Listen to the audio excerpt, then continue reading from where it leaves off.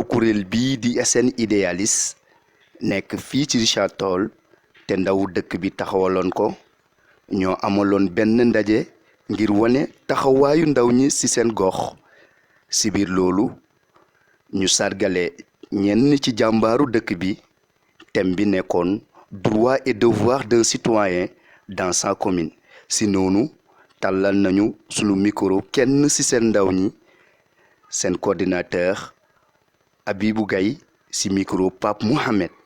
SN Idéaliste, c'est juste une structure de jeunes engagée pour le développement du Sénégal. C'est juste une structure de jeunes engagée pour le développement du Sénégal à travers 3 points, la citoyenneté, le social et l'éducation.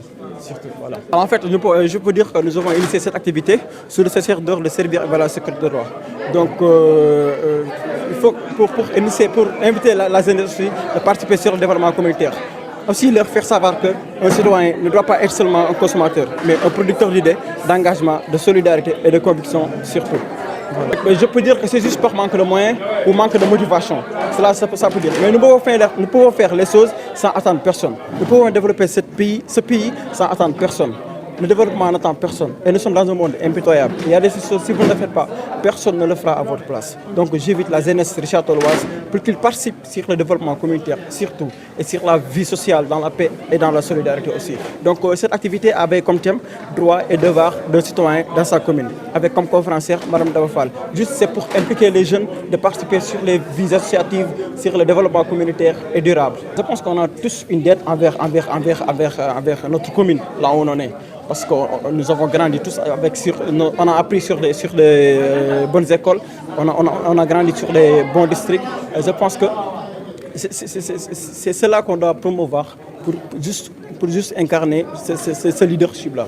Voilà, donc j'invite la jeunesse pour qu'ils participent sur le développement communautaire et sur le développement durable également. Je pense qu'il y a un sage qui disait que l'avenir de toute une nation dépend sur la jeunesse de cette nation. Mais pas n'importe quelle jeunesse. Une jeunesse sans culture, ni ambition, ni vertu, et comme un arbre qui ne produit pas. Je cite Cheikh Maulana Ibrahima Niass. Donc, et nos jeunes nous disent toujours que nous sommes l'avenir de ce pays. Certes, nous sommes l'avenir de ce pays, mais un avenir de ce pays doit être un modèle de citoyen. C'est-à-dire qu'on ne doit pas stagner sur des faits divers, des choses qui ne nous apportent rien. Et on s'en fout. Ce n'est aussi quoi. En fait, il faut que ces pensées sont révolues.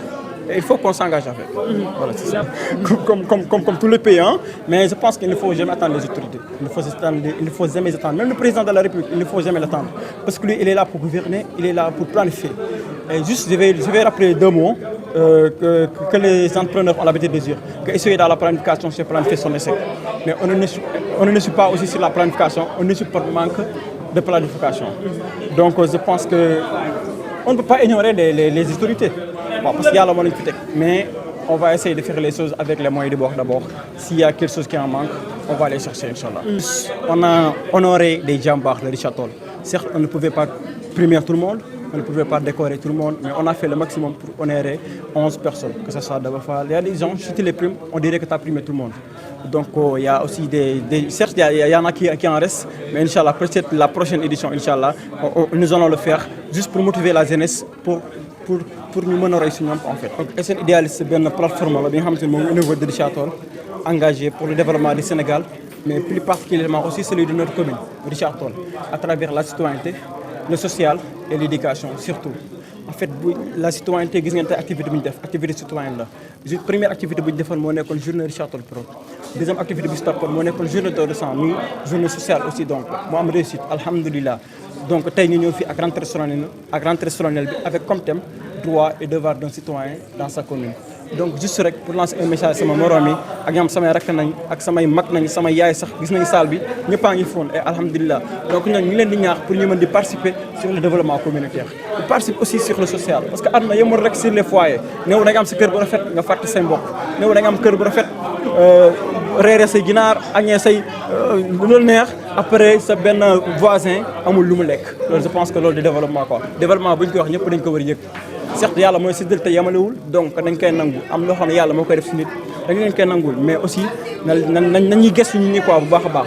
Après boo gisee l'éducation aspect éducatif bi mooy que ni tey jii boo xoolee fii ni nord bi ñu bëri suñu ay borom rakk yu bëri ñu ngi ay abandonné seen ay études et bu ñu defee le constat est général donc c'est juste par manque de motivation et manque de moyens aussi incha allah SN idéaliste dina si taxaw bu baax a baax def si ay jéego bi nga xamante ni dinañ am l'éducation pour tous l'éducation en masse incha allah je pense que dara xëy sotti tamit juste dañuy commencer nànk-nànk escalier par escalier ba atteindre suñu objectif ñun nag boo ko bëggee changer boo ko bëggee dimbali da nga fekk si li nga xam loolu nga nekk te nit tamit booy dimbali yow li nga am si loolu ngay dimbalee que ce soit muy sa lucidité en tant que capacité intellectuelle que ce soit muy sa force en tant que jeune tamit ñun jeune loolu la ñu am donc ak suñu grand yi xam ñu ngi suñuy gannaaw peut-être ñoom lucidité expérience bi ñooñu ko ëpp danañ si ànd ak ñoom ñu xool li nga xamante ne réussir nañ seen àdduna ñu teg ko suñu loxo ndeyjoor li nga xamante ne échec nañ ko aussi ñu teg ko suñu loxo càmmoñ juste pour mën a jëm ci kanam voilà xam nga bu njëkk ba il faut faire le constat et puis il faut faire la part des choses bu njëkk ba da ngay yaakaar ne mbay yu fu baadooloo la alors que léegi milliardaires yi kasey bay xoolal ñu bay ba léegi ay référence nañ tey si àdduna bi ku si mel ne Mama Korka Diaw ku si mel ne Adama Diagne ñooñu tey ay référence nañ tey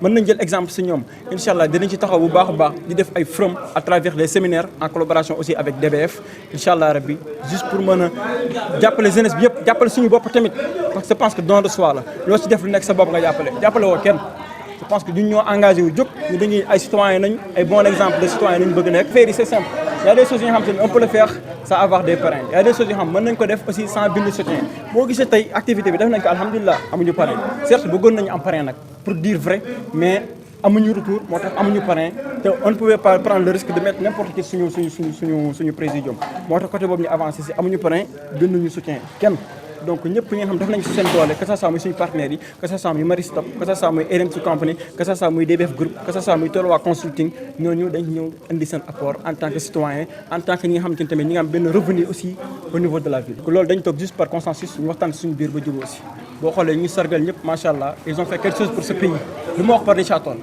ma jëlaat beneen exemple nga jël docteur Henri tey macha allah kooku ñëpp kaa mel njukkal Sénégal yëpp parce que il fait un travail extraordinaire bi nga xamante ni nit ñi mën nañ ko bañ xam alors que du ko fësal moom nga jël ku si mel ne Omar Rom nga jël ku si mel ne Korka Diaw boo demee ba Dakar foire international boo taalee sa télé wala rajo Korkarage ngay dégg bu fi ceeb amee boo dexee Dakar di gis ay saako ceeb di traîner nga gis si Korkarage loolu fierté la tey fierté la te elle habite à Richard Toll donc ñun tey bu ñu ko sargalul ba keneen di ko sargal loolu ñun gàcce la suñu moo tax ñu jël les devant sargal leen wala leen di kat li ngeen di def ñun gis nañ ko te incha allah ñu ngi leen si jàppale bu baax a baax ci kattanu yàlla dinañ ci ànd ak yéen en retour tamit ñu ngi xaar ñoom ñu gunge ñu suñu ay projet xëy na ay xale nañ bëgg nañ jàppale jeunesse bi un peu bëgg nañ jàppale suñu ay rak bëgg nañ jàppale suñu ay mag bëgg nañ sax jàppale suñu ay yaay mais on a besoin des moyens qu'il faut pour en arriver